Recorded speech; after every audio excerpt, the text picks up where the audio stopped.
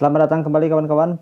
Kembali lagi bersama saya Kedi. Pada kesempatan kali ini saya akan berbagi video mengenai bagaimana tips agar kalian bisa lolos seleksi kartu prakerja.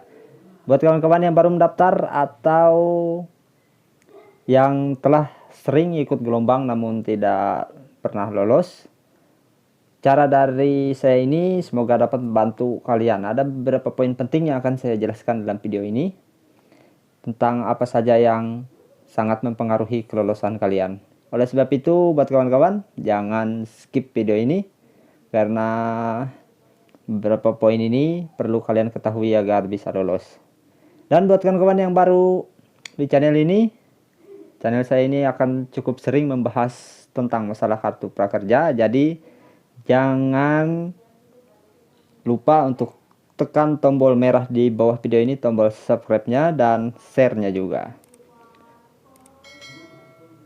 Baik, poin pertama, ketika kalian berhasil mendaftar kartu prakerja, kalian telah memasukkan nomor handphone dan email, sudah selesai, bisa login.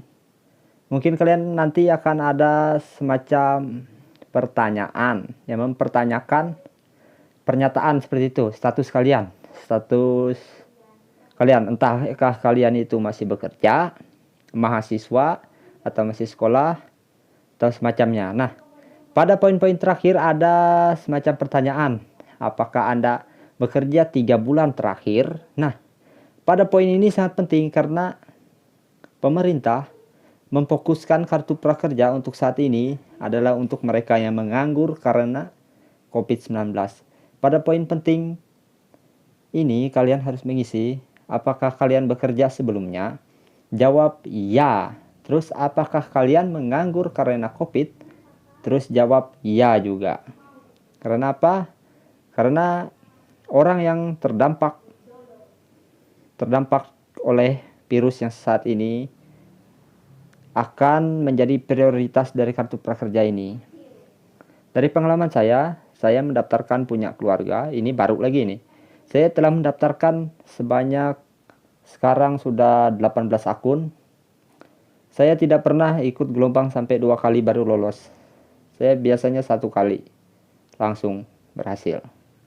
Karena apa ya? Karena memang saya saat mengisi pernyataan tersebut, saya mengisi bahwa 3 bulan terakhir memang bekerja.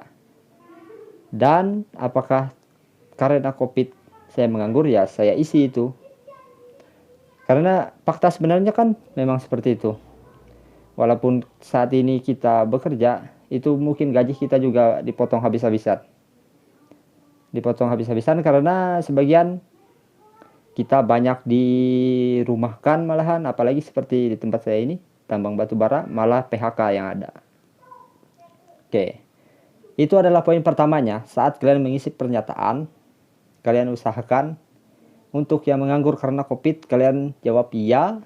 Dan apakah kalian bekerja 3 bulan terakhir, jawab iya. Oke. Poin kedua, pastikan bahwa kalian tidak menerima bantuan dari pusat. Nah, bantuan dari pusat ini bisa menyebabkan kalian tidak lolos kartu prakerja ini, seleksi kartu prakerja ini. Walaupun lolos, kalian mungkin di akhir gelombang nanti, karena prioritas sekarang adalah mereka yang terdampak oleh virus corona ini. Pastikan kalian tidak menerima bantuan dari pusat, baik itu BLT, BPJS, kesehatan, terus keluarga harapan, dan semacam itulah. Itu adalah poin keduanya. Pastikan kalian tidak menerima itu. Kalian tidak menerima bantuan semacam itu. Selanjutnya, kalian yang ingin bergabung kartu prakerja ketika gelombang dibuka, poin ketiga, pada gelombang dibuka, usahakan kalian itu lebih cepat untuk bergabung dengan mengklik gabung gelombang. Karena kartu prakerja ini sistem kuota. Jadi setiap provinsi ada kuotanya. Dari semua provinsi di Indonesia itu ada kuotanya. Untuk daerah-daerah yang padat, yang penduduknya banyak, seperti di daerah Jawa, itu tingkat persaingannya kan lebih tinggi dibandingkan kami di daerah Kalimantan sini.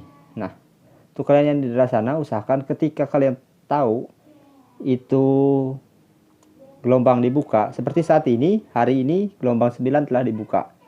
Jadi secepatnya kalian harus klik gabung gelombang.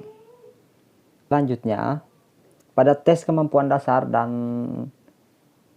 tes motivasi, kalian harus menjawab pertanyaan yang ada tersebut dengan benar-benar.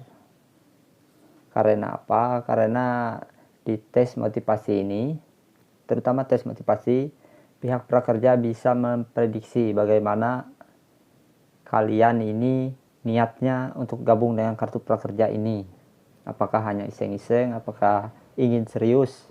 Nah, untuk itu kalian di pertanyaan tes motivasi ada poin yang bertanya seperti berapa lamakah waktu yang Anda alokasikan untuk mengikuti program pelatihan prakerja. Nah, itu isi yang paling tinggi saja, mungkin lebih dari 2 jam. Dan seperti itulah, karena di situ pihak prakerja, mereka bisa menilai apakah kalian ini mempunyai banyak waktu atau tidak untuk gabung dengan kartu prakerja. Apakah kalian ada motivasi atau tidak. Oleh sebab itu, kalian harus memperhatikan soal membaca soal dengan seksama, dengan benar-benar. Karena poin ini menurut saya di poin motivasi itu adalah salah satu penentu kalian. Memang benar, motivasi, tes motivasi dan kemampuan dasar tersebut tidak ada yang salah, namun di situ mereka bisa membandingkan orang. Mana orang yang benar-benar membutuhkan program ini dan mana orang-orang yang bisa ditaruh di antrian belakang. Maksudnya, jadi untuk ini kan baru gelombang ke-9. Mungkin kalian nanti ditaruh di gelombang yang kesekian lah. Entah itu kita tidak tahu ini sampai gelombang 30 ke 50 kah.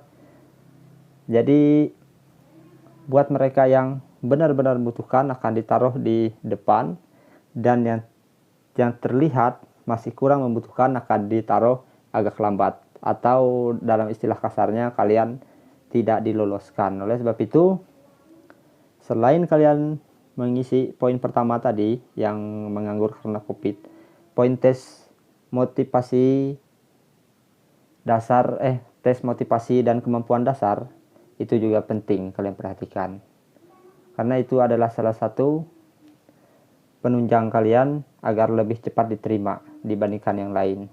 Kalau kalian tidak mengisinya dengan benar-benar, mungkin kalian akan ditaruh di antrian belakang, ya maksudnya tidak lolos seleksi terus-menerus. Oke, mungkin sekian dari saya. Semoga dengan video ini sahabat semua bisa lebih memahami, dan kalau ingin mendaftar bisa mengisi baik itu tes motivasi dan kemampuan dasar yang benar, dan pernyataan seperti apakah saya menganggur ataukah saya di PHK karena COVID. Nah, itu pilihlah iya semua, seperti yang saya jelaskan pada poin pertama tadi. Baik kawan-kawan, sampai jumpa di video lainnya. Jangan lupa share video ini ke sahabat-sahabat yang lainnya melalui grup Facebook, Telegram, dan sosial media lainnya, agar lebih banyak sahabat yang bisa terbantu dengan video ini. Akhir kata saya ucapkan terima kasih karena telah menonton video ini.